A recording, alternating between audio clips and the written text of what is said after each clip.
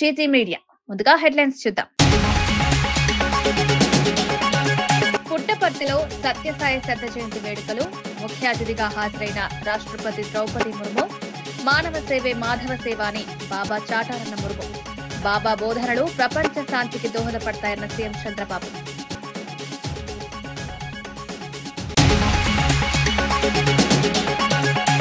Integrated స్కూళ్లతో Telangana విద్యను upgrade చేస్తున్న భట్టి. ప్రతి నియోజకవర్గంలో సూపర్ స్కూల్. భట్టి స్పష్టమైన road map. Young India school మోడల్తో కొత్త విద్యాయుగం ప్రారంభం. ప్రపంచ పోటీలకు సిద్ధం చేసే బలమైన విద్యా ప్రణాళికలపై భట్టి ఫోకస్. మంచు లక్ష్మి.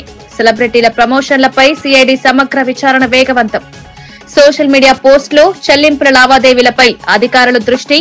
అక్రమ బెట్టింగ్ పై కఠిన చర్యలకు ప్రభుత్వం సిద్దమన్న సిఐడి హెచ్చరిక. రైతులకు అన్యాయం జరగనివ్వం అన్న మంత్రి నారాయణ. సిఆర్డీఏ కార్యాలయంలో సమావేశమైన త్రిసభ్య కమిటీ. రైతు జేఏసీ ప్రతినిధులు కూడా హాజరు. రైతులు లేవనెత్తిన అంశాల. రాజధాని రైతుల సమస్యల పరిష్కారంపై నేడు త్రిసభ్య కమిటీ ముఖ్య సమావేశం జరిగింది.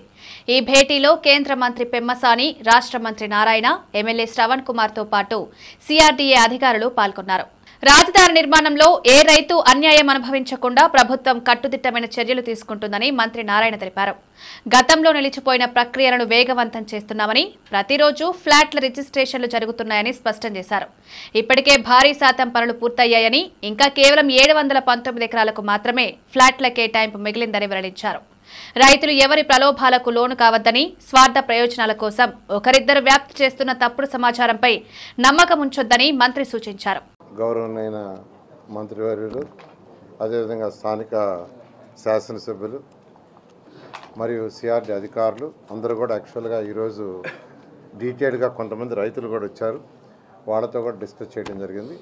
అనేక విషయాల్ని ఆల్రెడీ 15 days బ్యాక్ యాక్చువల్గా మంత్రివర్యులతోనూ ఎమ్మెల్యేలతోనూ కూర్చొని డిస్కస్ చేసాం. దాని మీద అంత డేటాను వీటిలన్నిటి కూడా చాలా డీటెయిల్గా యాక్చువల్గా ఇప్పుడు మంత్రి గారు వివరించారు. ఇవన్నీ కూడా ప్రతి రైతుకి, ఏ రైతైతే ముఖ్యమంత్రి గారి మీద నమ్మకంతో అమరావతి రాజధానికి. సిద్దిపేట జిల్లాలోని గజ్వేల్ సమీకృత కార్యాలయంలో నేడు ఇందిరా మహిళా శక్తి చీరల పంపిణీ కార్యక్రమం జరిగింది. ఈ కార్యక్రమానికి రాష్ట్ర మంత్రి వివేక్ వెంకటస్వామి ముఖ్య అతిథిగా హాజరయ్యారు.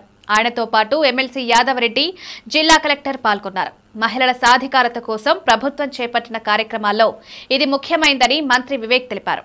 ఆర్థికంగా వెనుకబడిన మహిళలకు ఈ చీరల పంపిణీ ద్వారా కొంతమేర సాయం అందుతుందని, ప్రతి మహిళకు చేరేలా అధికారులు సమగ్ర ప్రణాళిక రూపొందించారని పేర్కొన్నారు. అన్ని మండలాలకు చెందిన మహిళలకు ఈరోజు చీరల పంపిణీ కార్యక్రమం జరుగుతుంది. ఇంతకుముందు టీఆర్ఎస్ హయాంలో బతుకమ్మ చీరలు అని చెప్పి గుజరాత్ నుంచి చీరలు అవుట్సోర్సింగ్ చేసినారు. అక్కడ కమిషన్లో ఏందో తెలియదు కానీ క్వాలిటీ చీరలేమో చాలా బ్యాడ్ ఉండే. మహిళలు ఆ చీరలు కట్టుకోలేదు. ఈసారి ఇందిరమ్మ మహిళా శక్తి చీరలు ఏదైతే పంపిణీ చేశారో మహిళలందరూ కూడా ఇంత మంచి క్వాలిటీ సారీస్ రాష్ట్ర ప్రభుత్వం తెలంగాణలోనే ఈ చీరలన్నీ కూడా కుట్టి పంపిణీ చేయడం జరుగుతుంది. రేవంత్ రెడ్డి గారు మహిళా శక్తి పెంచాలని చెప్పి మొన్న బ్యాంక్ లింకేజ్ కూడా సిద్దిపేట డిస్ట్రిక్ట్ లో 600 కోట్ల బ్యాంక్ లింకేజ్ చేయించడం జరిగింది. మహిళలకు 28 కోట్ల రూపాయలు మిత్తి లేని రుణాలు, మహిళలకు ఫ్రీ బస్ ట్రావెల్, ఇవన్నీ కూడా మహిళా శక్తి పెంచాలని చెప్పి రాష్ట్ర ప్రభుత్వం చర్యలు తీసుకుంటుంది. ఈ సందర్భమున అందరికీ కూడా ఇదే చెప్పవచ్చు.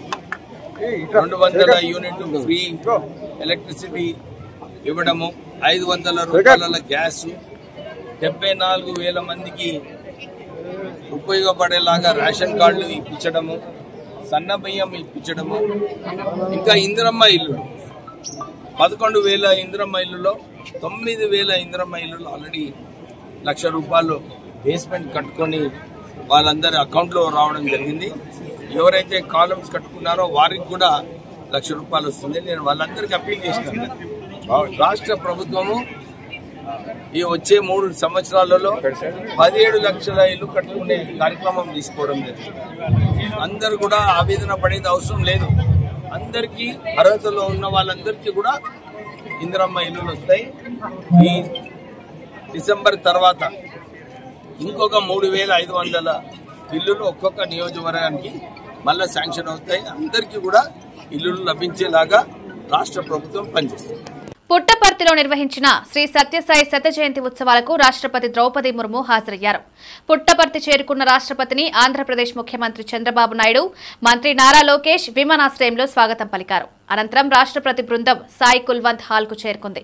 అక్కడ ఆమె సత్యసాయి మహాసమాధిని దర్శించి నమస్కారాలు సమర్పించారు. ఉత్సవాల్లో పాల్గొన్న రాష్ట్రపతి భక్తులతో పాటు నిర్వాహకుల నుంచి ఏర్పాట్ల వివరాలు తెలుసుకున్నారు.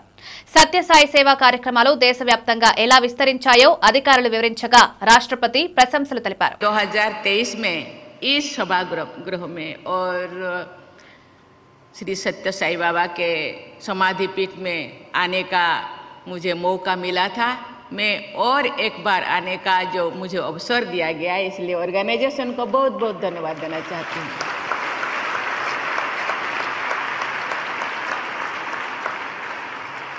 प्राचीन काल से ही हमारे सत्य संत महात्मा अपने कर्म और वाणी से समाज का मार्गदर्शन करते रहे हैं. समाज कल्याण के लिए भी उन महान आत्माओं ने अनेक कार्य किए हैं. श्री सत्य साई बाबा भी ऐसे ही महान विभूतियों में अपना विशेष स्थान रखते हैं. उन्होंने भी सदैव समाज कल्याण और लोगों की भलाई के लिए कार्य किया है. Sri Satya Sai Baba emphasized on the belief that service to mankind is service to God. He exhorted his devotees to follow his ideal. He oriented spirituality towards public welfare. He linked spirituality with selfless service and personal transformation. Sai Baba inspired millions to follow the path of service.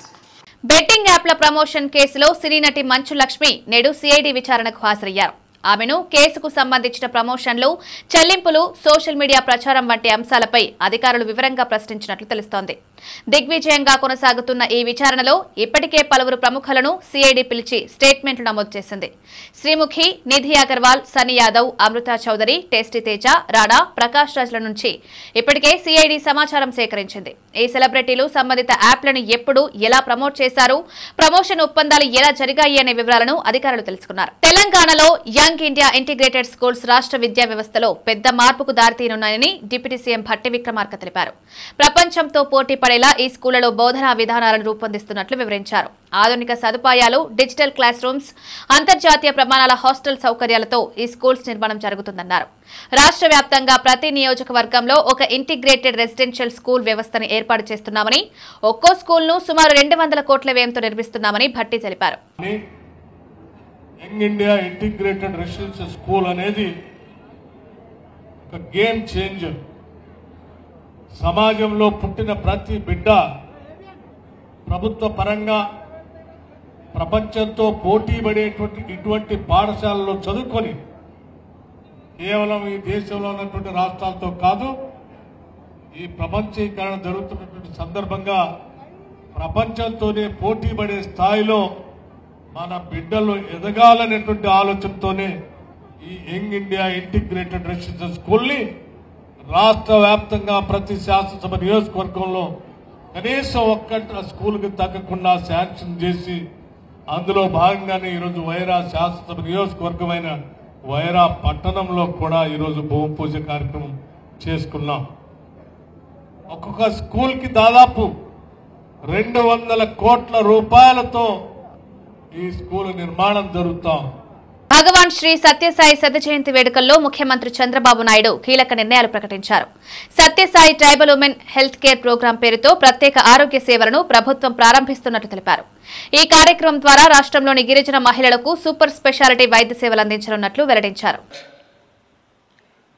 creed, religion, or nationality. Now, very good organization, 140 countries, and also branches more than 2,000.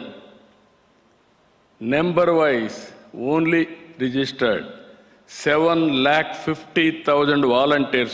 No organization is having this type of strength.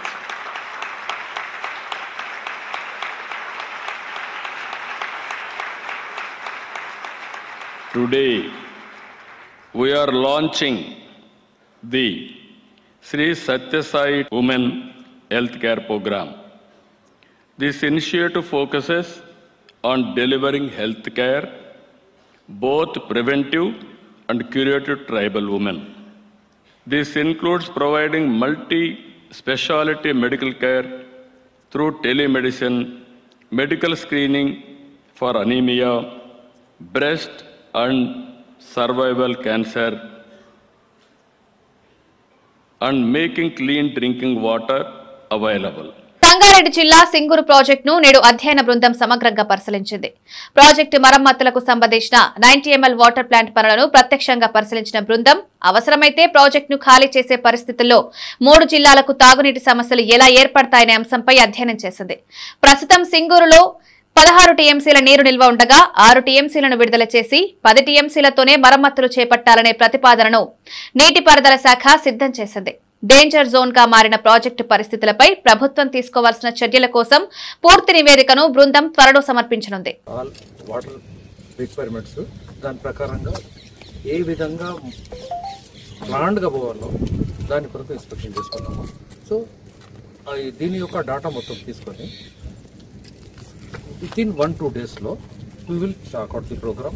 ఆ programme government కు submit చేస్తాం. అంటే call చేయడం అయితే కంపల్సరీగా sir instalment గా step wise పోయి ఎక్కడ ఏమిటి ఏముందని ఒకటేసారి ఎందుకు ఫస్ట్ గా ఒకటేసారి ఖాళీ చేసుకోలేము. వాటర్ సప్లై ఎంత వరకు సేఫ్ గార్డ్ చేసుకుంటా ఖాళీ చేసుకుంటా పోగలుగుతామో అన్నిటినీ బ్యాలెన్స్ చేసుకొని స్టెప్ వైజ్ డిప్లీట్ చేసుకుంటా అబ్జర్వ్ చేసుకుంటా నెసెసిటీ ప్రకారంగా we will go up to the bottom. ఎప్పుడు స్టార్ట్ చేస్తారు సార్ కాల్ చేయడం?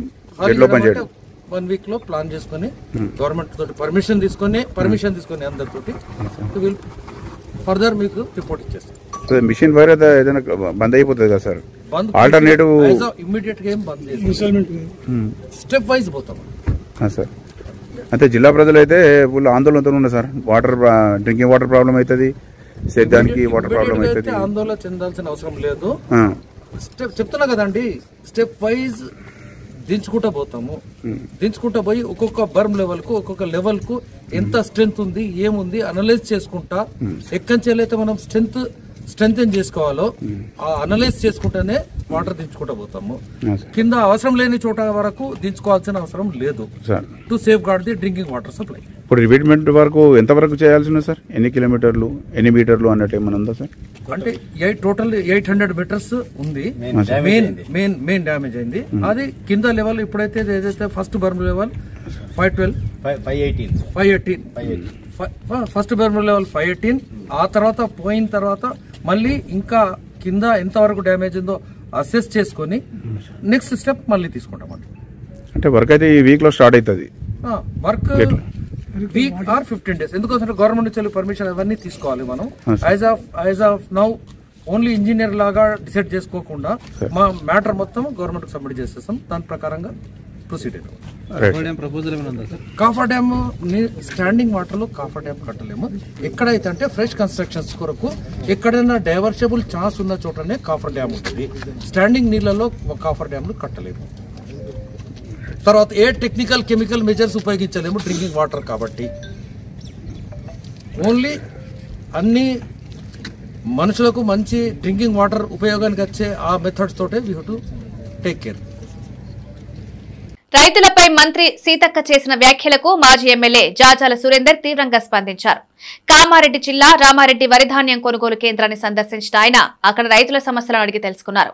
మంత్రి హోదాలో ఉన్న వ్యక్తి రైతులను బాధించే రీతిలో మాట్లాడడం సిగ్గుచేటని జాజాల వ్యాఖ్యానించారు. రైతులే దేశానికి పునాది అన్నారు. 1000 ఎకరాల్లో పంటలు పండించే ఈ వర్గం మనసును దెబ్బతీసేలా వ్యాఖ్యలు చేయడం తగదన్నారు. కొంతమంది రైతులు, కొంతమంది మాజీ ప్రజాప్రతినిధులతోటి ఇక్కడ నిలవడం జరిగింది. మంత్రి వెళ్తున్నారు కదా అని చెప్పి రోడ్డు మీద నిలబడ్డారు వాళ్ళందరూ కూడా రైతులతోటి కలిసి. వాళ్ళందరినీ చూసి మంత్రి సీతక్క గారు కారు ఆపడం జరిగింది. గత యాసంగిలో సన్నడ్లకు బోనస్ రాలేదు అని చెప్పి అడగడంతో ఆమె ఒక మంత్రి హోదాలో కాకుండా ఒక బాధ్యతమైన పదవిలో ఉండి మీరంతా రైతులు గారు చులకనగా మాట్లాడడం చాలా సిగ్గుచేటు. ఇంకోటి ఆమె అవమానపరిచింది యావత్తు తెలంగాణ రైతులను. ఇలా మేము ఒకటే డిమాండ్ చేస్తున్నాం, సీతక్క గారు మీరు వెంటనే ఈ రైతులకు క్షమాపణ చెప్పాలి. ఏఎన్టీయూహెచ్ విశ్వవిద్యాలయ వజ్రోత్సవ వేడుకల్లో ఐటీ శాఖ మంత్రి శ్రీధర్ బాబు ముఖ్య అతిథిగా హాజరయ్యారు. ఈ సందర్భంగా ఆయన మాట్లాడుతూ వర్సిటీ అభివృద్ధికి ప్రభుత్వం అన్ని విధాలుగా అండగా నిలుస్తుందన్నారు. ఇక్కడి విద్యా ప్రమాణాలు దేశవ్యాప్తంగా గుర్తింపు పొందాయని, పరిశోధనలో ముందంజలో ఉన్న ఈ సంస్థను మరింత బలోపేతం చేసే చర్యలకు ప్రభుత్వం కట్టుబడి ఉందన్నారు. ఇంజనీర్లతో కలిసి పనిచేయడం తనకి ఎప్పుడూ కొత్త అనుభూతినిస్తుందని అన్నారు. క్లిష్ట సమస్యలు వచ్చినప్పుడల్లా వాటిని సులభంగా పరిష్కరించే సామర్థ్యం ఇంజనీర్లకే ప్రత్యేకమని ఆయన కొనియాడారు. When I interact with these engineers, I realize something. Engineers are definitely the unique species. I mean to say they are the unique individuals. They can crack the toughest technical problem in 10 minutes. No matter how complicated the challenge is the first response of basically an engineer is always the same. What I feel, what I have experienced is, it's possible. Let us make a try. లంక భూముల సమస్యను మాజీ CM Jagan మరింత జటిలం చేశారని కేంద్ర మంత్రి పెమ్మసాని చంద్రశేఖర్ తీవ్రమైన విమర్శలు చేశారు. అమరావతిలో పాత్రికేయులతో మాట్లాడిన ఆయన జగన్ పాలనలో తీసుకున్న ఏకపక్ష నిర్ణయాలు అభివృద్ధి పనులను నిలిపివేశాయన్నారు. గ్రామాల స్థల వివాదాలు అలాగే భూసేకరణకు సంబంధించిన పాత కేసులు పరిష్కార దిశలో ఉండగా వైఎస్ఆర్ కాంగ్రెస్ ప్రభుత్వం తీసుకున్న చర్యలు పరిస్థితులను మరింత సంక్లిష్టం చేశాయని పేర్కొన్నారు. అసైన్డ్ ల్యాండ్స్ వచ్చేటప్పటికి 290 ఎకరాలు ఉన్నాయి. అంటే ఈ అసైన్డ్ ల్యాండ్స్ వేరే వాళ్ళకి అమ్మటానికి వీల్లేదు. అయినా చాలామంది వీళ్ళు రైతులు అమ్మేశారు, పేదవాళ్ళు కాబట్టి వాళ్ళు అమ్మేశారు. అయినా ముఖ్యమంత్రి గారు పేదవాళ్ళు అమ్మినా సరే అసైన్డ్ చట్టం ప్రకారం అమ్మినా కూడా వాళ్ళకి అలాట్ చేద్దామని 14-19లో మనం డిసైడ్ చేస్తే గత 5 సంవత్సరాల్లో జగన్మోహన్ రెడ్డి గారు వచ్చి ఇలా అమ్మటానికి వీల్లేదు అని చెప్పి దాన్ని అడ్డం పెట్టడం వల్ల అది ఈరోజు ఆగిపోయింది. ఈ ఆగిపోయిన తర్వాత దీనికి ఇక్కడ ఉన్నటువంటి అసైన్డ్ చట్టాన్ని మిగిలిన రాష్ట్రంలో ఉన్న చట్టంతో సపరేట్ చేశారు అప్పుడు మేము ఉన్నప్పుడు. అయితే ఇది మొత్తం మళ్ళీ కలపటం వల్ల దీన్ని పరిష్కరించాలని చెప్పి గ్రూప్ ఆఫ్ మినిస్టర్స్ని చంద్రబాబు గారు ఒక కమిటీ వేశారు. ఈ అసైన్డ్ ల్యాండ్స్ అన్నింటినీ స్టేట్ మొత్తంగా మనం డిసైడ్ చేయాల్సిన అవసరం ఉంది. కొంతమంది లోకల్ వాళ్ళు దీన్ని కూడా అబ్యూజ్ చేసేటువంటి పరిస్థితి ఉంది. కొన్ని పట్టాలు వాళ్ళకి కాకపోయినా కూడా మాయే అని చెప్పే విధంగా చేశారు. అందులో కూడా నిజ నిర్ధారణ చేసి గ్రూప్ ఆఫ్ మినిస్టర్స్ కొంచెం వచ్చిన తర్వాత తీసుకొని దీన్ని కూడా తప్పనిసరిగా 90 days తీసుకుంటున్నాం. దీనికి 90 daysలో ఈ గ్రూప్ ఆఫ్ మినిస్టర్స్ కూడా అవుతుంది అనుకుంటున్నాం. అయిపోతే దాన్ని ఒక డెసిషన్ తీసుకుంటాం. అందులో ఒక 20 ఎకరాలు ఫ్యామిలీ డిస్ప్యూట్స్ ఉన్నాయి. ఫ్యామిలీ డిస్ప్యూట్స్ని ఈ మన ఎమ్మెల్యే గారు అదేవిధంగా అడిషనల్ కమిషనర్ గారు కూర్చొని ఆ ఫ్యామిలీ డిస్ప్యూట్స్ని కూడా చేస్తే అందులో 20 acres క్లియర్ అవుతాయి. ఇవి కాకుండా ఇంకొక 45 acres సిఆర్డిఏ లిమిట్స్లో ఉంది, అది కూడా వర్క్ చేస్తారు. ఇవి జనరల్గా లార్జ్ స్కేల్లో ఉన్నటువంటి 4-5 ఇష్యూస్ని మేము డిస్కస్ చేసాం ఈరోజు. ఇవి కాకుండా ఇప్పుడున్నటువంటి గ్రామాలు, ఎందుకంటే 90% పైన అందరికీ మన ప్లాట్స్ ఇచ్చేసాం, చక్కగా జరిగిపోతుంది. వాళ్ళకు వచ్చేటప్పటికి గ్రామాల్లో ఏ విధంగా డెవలప్ చేయాలనే దాని మీద కాంట్రాక్టర్లందరినీ 25 విలేజెస్ని NCC 4, RVR 3, Mega 13, BSR 5, LNT 3 ఈ విధంగా 25 విలేజెస్ని ఈ 5 కాంట్రాక్టర్లు డిస్ట్రిబ్యూట్ చేసుకొని 20 daysలో డిపిఆర్ ఈ 25 విలేజెస్కి చేసి ఎమ్మెల్యే గారితో కూర్చొని గ్రామాల్లో డిస్కస్ చేసి December 15th to 30th మధ్య మాకు ఫైనల్ డిపిఆర్లు సబ్మిట్ చేస్తారు ఈ 25 విలేజెస్కి. December 30th అది అప్రూవ్ అయితే January 1st నుంచి వర్క్ చేసి 6 monthsలో అన్ని గ్రామాల్లో ఈ బేసిక్ ఫెసిలిటీస్ అన్నీ కూడా నెక్స్ట్ June 2026కి 25 గ్రామాల్లో ఇన్ఫ్రాస్ట్రక్చర్ బిల్డ్ చేస్తాం. ఎన్టీఆర్ భవన్ లో నిర్వహించిన మీడియా సమావేశంలో మాజీ MLA AP Madiga corporation chairman Undavalli Sridevi వైసీపీపై తీవ్ర స్థాయిలో విమర్శలు చేశారు. డ్రగ్స్ కేసులో కీలక నిందితుడిని కాపాడేందుకు వైసీపీ నేతలు ప్రయత్నిస్తున్నారని ఆరోపించారు. అమరావతి నుంచి ప్రత్యక్ష ప్రసారంలో మాట్లాడుతూ రాష్ట్రంలో డ్రగ్స్ ముఠాలకు రాజకీయ వెన్నుపోటు లేకపోతే ఇంత విస్తృతంగా వ్యాప్తి చెందే అవకాశం లేదని శ్రీదేవి. చాలా మంది ఎవరైతే మరి ఈ డీ అడిక్షన్ సెంటర్స్కి వెళ్ళండి అని తల్లిదండ్రులు వాళ్ళు ప్రోత్సహిస్తే వాళ్ళు వెళ్ళకపోగా కనీసం మర్డర్స్ చేసైనా ఎవరి దగ్గర కొట్టైనా డబ్బులు తీసుకొని అవి డ్రగ్స్ తీసుకుందే వాళ్ళు జీవించలేని పరిస్థితి. ఎప్పుడైతే మనం డ్రగ్స్ని విత్డ్రా చేస్తామో వాళ్ళకి డెలీరియం ట్రిమ్మర్స్ అంటారు. అంటే ట్రిమ్మర్స్ అంటే చేతులు వణకటం. ఇలా స్టార్ట్ అయినప్పుడు వాళ్ళు ఒక సూడో యాక్టివ్గా అయిపోయి వాళ్ళు ట్రిమ్మర్స్తో వాళ్ళు సరిగా భోజనం కూడా తీసుకోక వాళ్ళు ఫిట్స్తో బాధపడుతుంటారు.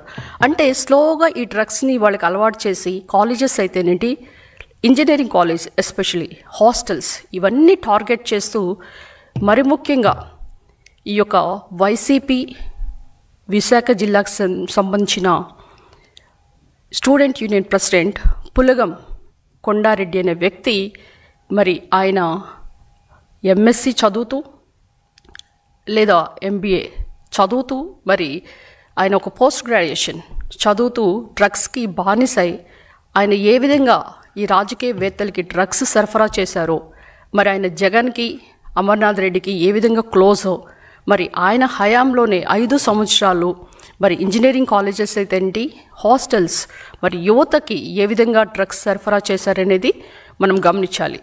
మరి యూనియన్ ప్రెసిడెంట్ అంటే యువతకి ఒక ప్రెసిడెంట్గా ఉండి దిశానిర్దేశం చేసి యువత భవిష్యత్తుకి బాటలు వేసి వారు చదువుకొని ఏ విధంగా అబ్రాడ్లో ఉద్యోగాలు సంపాదించాలి. ఎందుకంటే మనం విశాఖ అనేది ఒక ఐటీ హబ్గా, ఒక టెక్ పార్క్గా, గూగుల్ డ్రైవ్తో మనం 1,33,000 ఉద్యోగాలు నారా లోకేష్ గారు ఎంతో కష్టపడి విశాఖ తీసుకొని వస్తే విశాఖని ఒక ఐటీ హబ్గా చేయాలని కలలు కన్నా లోకేష్ గారి కలలను సర్వనాశనం చేస్తూ విశాఖని ఒక డ్రగ్స్ రాజధానిగా చేయడానికి వాళ్ళు కంకణం కట్టుకున్నారు.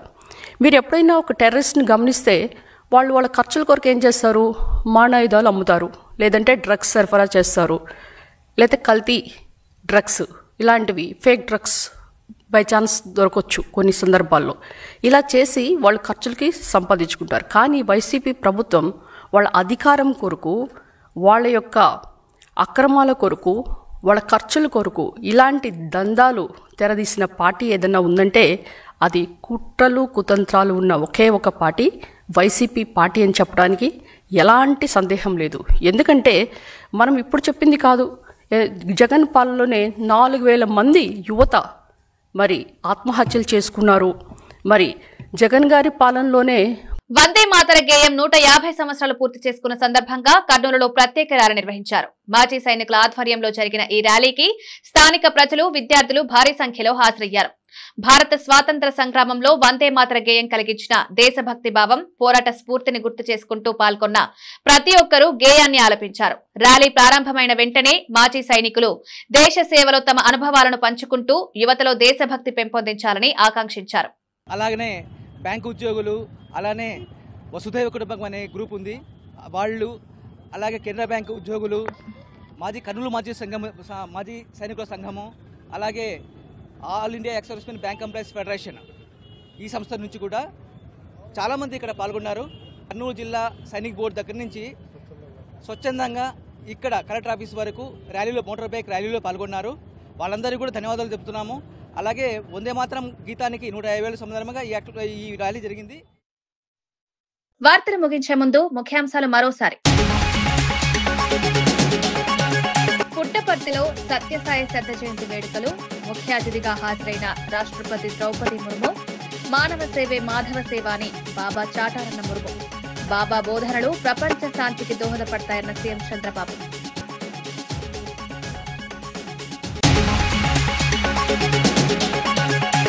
ఇంటిగ్రేటెడ్ స్కూళ్లతో తెలంగాణ విద్యను అప్గ్రేడ్ చేస్తున్న భట్టి. ప్రతి నియోజకవర్గంలో సూపర్ స్కూల్. భట్టి స్పష్టమైన road map. Young India school మోడల్తో కొత్త విద్యాయుగం ప్రారంభం. ప్రపంచ పోటీలకు సిద్ధం చేసే బలమైన విద్యా ప్రణాళికలపై భట్టి ఫోకస్. మంచు లక్ష్మి. సెలబ్రిటీల ప్రమోషన్లపై సిఐడి సమగ్ర విచారణ వేగవంతం. సోషల్ మీడియా పోస్టులు, చెల్లింపుల లావాదేవీలపై అధికారుల దృష్టి. అక్రమ బెట్టింగ్ పై కఠిన చర్యలకు ప్రభుత్వం సిద్ధమన్న సిఐడి హెచ్చరిక. రైతులకు అన్యాయం జరగనివ్వం అన్న మంత్రి నారాయణ. సిఆర్డీఏ కార్యాలయంలో సమావేశమైన త్రిసభ్య కమిటీ, రైతు జేఏసీ ప్రతినిధులు కూడా హాజరు. రైతులు లేవనెత్తిన అంశాల ఇవి ఈనాటి వార్తా విషయాలు. మరో బులెటిన్ లో మళ్ళీ కలుద్దాం. నమస్కారం.